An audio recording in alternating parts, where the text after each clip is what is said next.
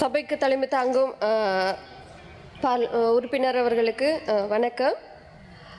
இன்றைய நாளிலே விசேடமாக மலையக மக்களுடைய சம்பள பேச்சு குறித்து அதிகமாக பேசப்படுகிற நாளே இந்த விடயத்தை கூற வேண்டும் என்று நினைக்கிறேன்.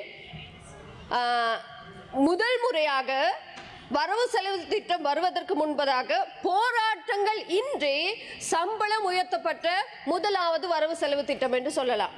இதற்கு முன்பதான வரவு செலவு திட்டங்களில் மலையக மக்களை தூண்டுவித்து போராட்டங்கள் செய்து சம்பளத்தை கூட்டி தருவதாக வரவு செலவு திட்டத்திலே மலையக மக்களுடைய சம்பளங்கள் எப்படியெல்லாம் வரும் என்பதை கிரகித்து அதை உருவாக்கி பிறகு வரவு செலவு திட்டத்திலே சம்பளம் உயர்த்தப்படவில்லை என்று கூறப்பட்ட காலங்கள் தாண்டி இம்முறை எந்த விதமான போராட்டங்களும் மக்கள் செய்யாமல் மலையக மக்களை குறித்து அரசாங்கமாக எண்ணியதன் விளைவாக அவர்களுடைய வருகையின் பேரிலே அவர்களுக்கு 200 ரூபாய் சம்பளம் கூட்டி கொடுப்பதாக அரசாங்கமும் கம்பெனிகள் 200 ரூபாயும் தருவதாக பேச்சுவார்த்தை செய்யப்பட்டிருக்கிறது.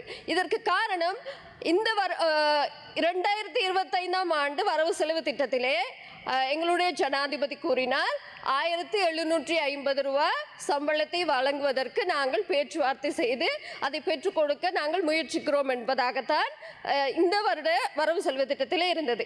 2026ஆவது வரவு செலவு திட்டத்திலே அதற்கான நடவடிக்கையை ஒரு வருட காலங்களாக 9 மாதங்களாக பேச்சுவார்த்தைகளை செய்து முடிவெடுத்துதான் கம்பெனிகள் இன்று 200 ரூபாய் கொடுப்பதற்கு தங்களுடைய அனுமதியை கொடுத்திருக்கிறார்கள்.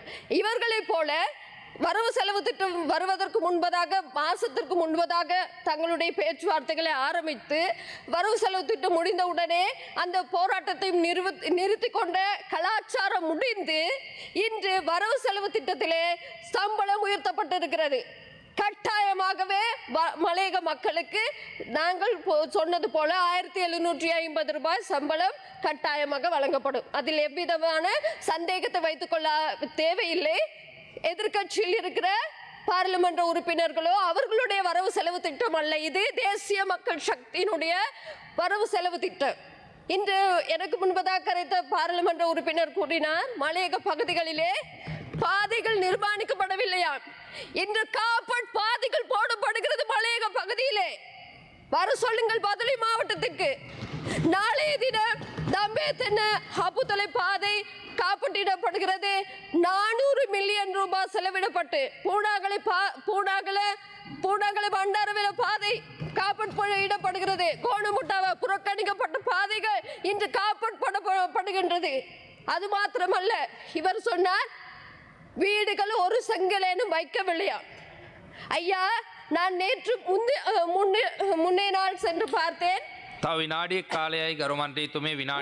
சென்று போய் பார்த்தால் இவர்கள் கட்டிய வீடுகளிலே அந்த மக்களுக்கு கீழே சிமெண்ட் போடுவதற்கு கூட பணம் இல்லை, ஒதுக்கப்படவில்லை. தரமற்ற வீடுகளை கட்டி கொடுத்திருக்கிறார்கள். அந்த பாவத்தையும் நாங்கள் சுமக்க வேண்டி இருக்கிறது. நீங்கள் போங்கள் கபறுகளுக்கு. நாங்கள் கட்டி கொடுக்கிற தேசிய மக்கள் சக்தியால் கட்டி கொடுக்கப்படுகிற வீடுகளை அதன் தரத்தை பார்த்துவிட்டு நாங்கள் ஒரு செங்கல் வைத்திருக்கிறோமா, 50 வீடுகள் எத்தனை தரமான வீடுகளை கட்டி வைத்திருக்கிறோம் என்பதை சென்று பார்த்து வாருங்கள். மக்களுடைய வரி பணங்கள் சரியான முறையிலே மக்களுக்காக பயன்படுத்தப்படுகின்ற காலம் தான் இது. எனவே மலையக மக்கள் பயப்பட தேவையில்லை. சொன்னது போல அவர்களுடைய வேதனைகளை அறிந்த நல்ல தலைவர்களை, நல்ல உறுப்பினர்களை அனுப்பியிருக்கிறார்கள்.